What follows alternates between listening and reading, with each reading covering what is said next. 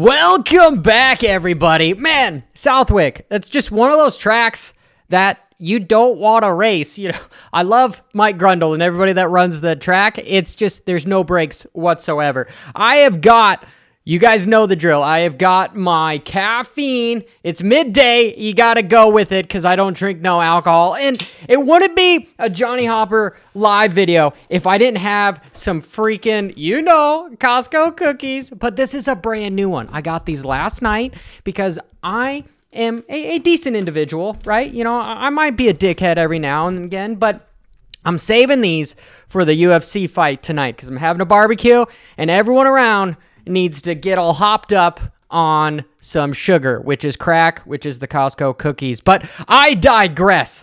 Man, Hunter, dude, if he didn't have any bad luck, he wouldn't have any luck at all. With that factory HRC Honda blowing up, overheated, it's hot there at Southwick, and that track, guys, in my video analysis that I will have, I've got a bunch of notes and everything. Dude, you don't need to use your brakes that much on a sand track because you let off and it's going to slow you down.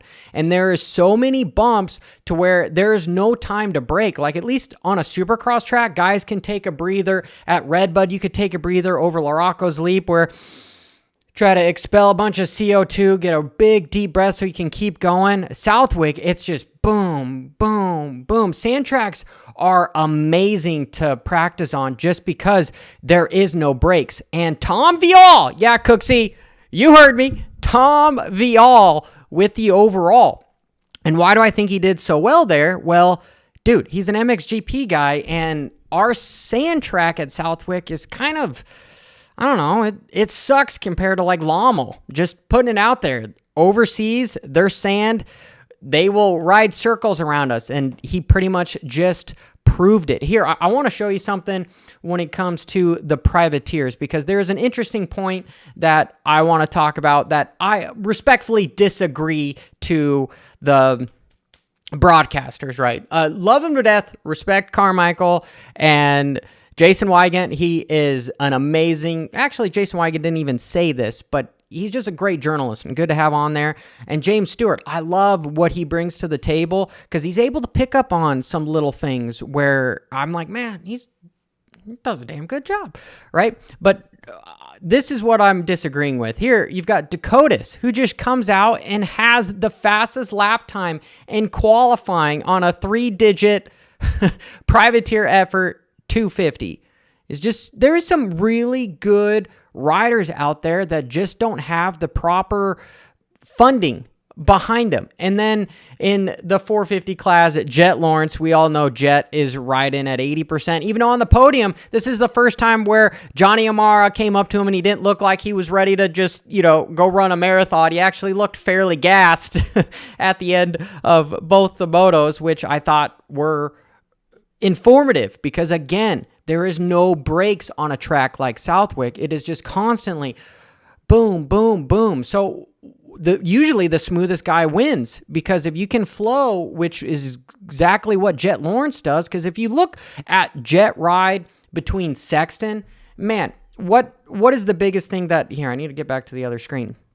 The biggest thing that you notice is Jet is hopping over stuff. He's not falling down into a bunch of bumps. He's keeping that front wheel light, rolling over things. He looks slow. And then Sexton behind him just looks like this brute that's manhandling the bike around the track, which just doesn't look sustainable. Whether or not these guys get IVs or anything to try to recover, it's hard to recover when you go and put out 150% on stuff. So Jet, dude, we argued a little bit on my live stream yesterday about Sexton being able to beat Jet, and I said Jet needs to have a problem, and he's pretty much proved it. Now he's talking about his win streak going on, which he's getting the job done. But the point that I respectfully disagree with the broadcasters is they were making it sound like Masterpool wasn't doing as good of a job as he actually was because his privateer bike is about as good as a shitty factory bike, because if you don't have a good setup of a factory bike, well, you'd actually be better off on a stock bike. And I disagree. Maybe they didn't mean that the way they said it, but the way I interpreted it was taking away from the privateers with both those guys. Who was the other big guy that was the local there? You got Masterpool and where do I have it here?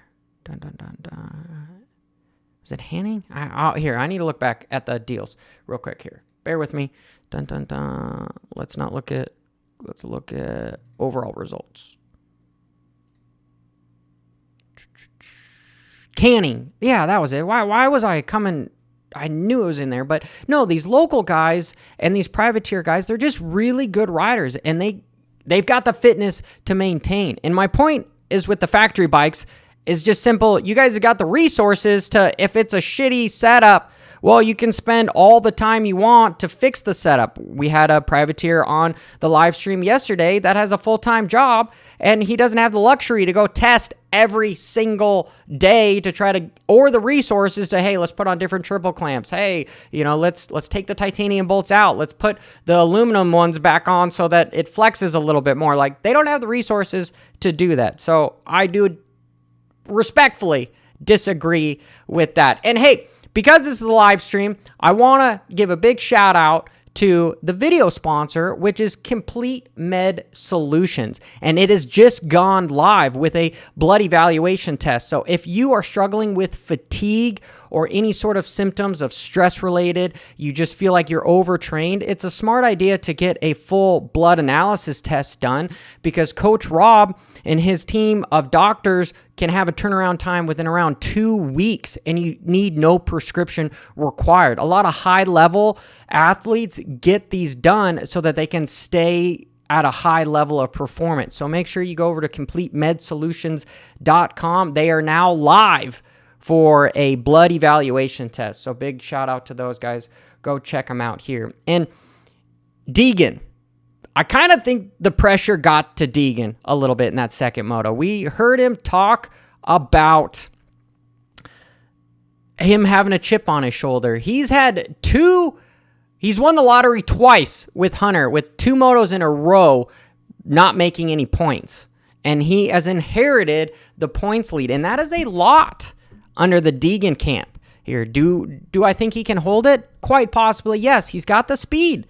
But his dad and everybody around him have got to cool his ass down and try to make him be a little bit more mature to realize, hey, now you're in the points lead. Now we're in a defending kind of a deal, right? This is a good learning experience for him, but hopefully it doesn't crush him, right? And we start seeing a bunch of mistakes from him. That's what I really thought happened to him in Moto 2, is he had another opportunity and he didn't ride to the best of his ability.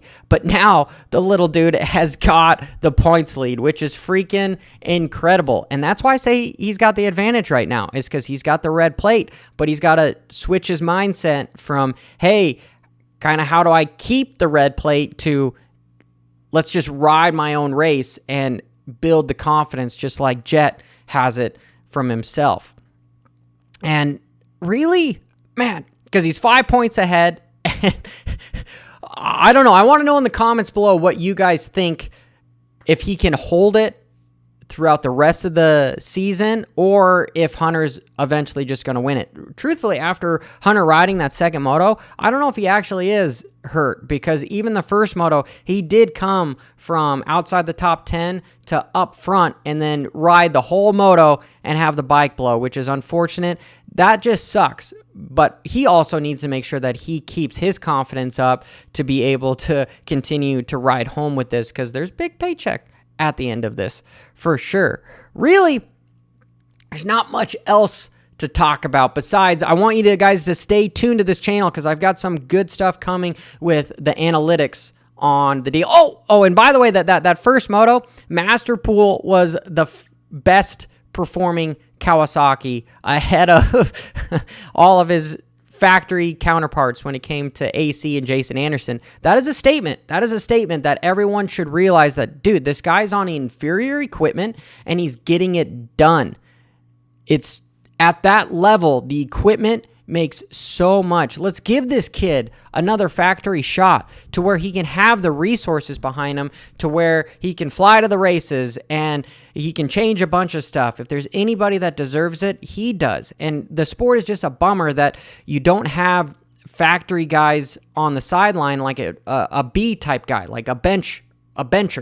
This sport needs to grow to the point where you can have some decent riders like Jimmy Dakotas, Master Pool, Freddie Noren, these guys that just, hey, I'm going to practice with all the guys, and if something goes up, boom, I'm filling in a bike, and we got this going. Either that or we need to have a stock class. I keep talking about that, and that's just, I'm still really, really thinking that eventually that's going to happen. And realistically, potentially there might be an e-bike class that gets added to the schedule. Even if it's like only 6 races or something, I think that would be helpful for some of the privateers because, you've got a bike that you can't really mod out too incredibly much because it's all internal, right? It'd be very easy to test and regulate.